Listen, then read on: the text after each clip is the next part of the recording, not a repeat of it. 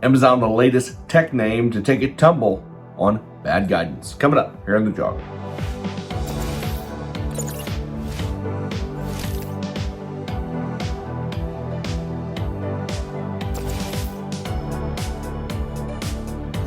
Hi folks, Alex Klingelhoeffer here with Exencial Wealth Advisors. It is 9:23 here in the middle part of the country on Friday. Happy Friday to you. It is October 28th, 2022. Here's your morning jog around the economic headlines of the world. I want to start off talking about Amazon.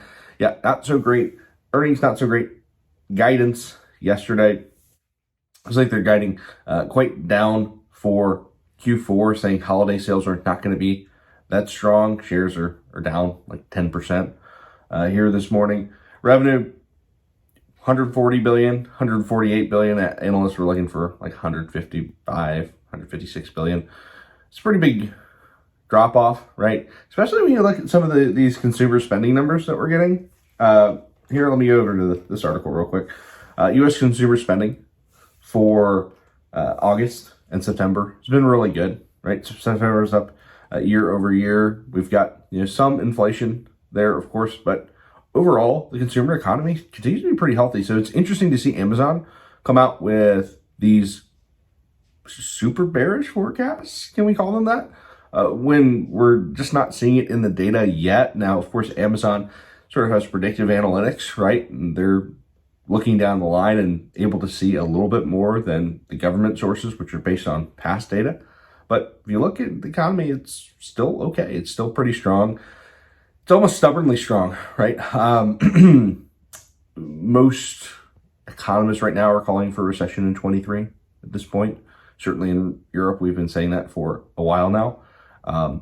U.S. consumer just continues to bail out the rest of the world.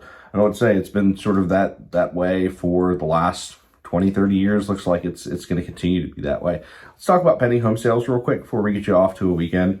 Not good. Right? We're starting to see that market seize up a little bit. 7-8% rates just not being tasty for home buyers. Now, on a go-forward basis, worried that much about it? No, of course, we've talked about it a million times. Demographics will just push these purchases out farther until we have two things happen.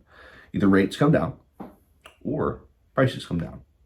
Because right now, prices are here, right? Still elevated from 2% rates that were available last couple of years, 3% rates, 4% rates. To make that payment equal, either rates have to come down or prices have to come down.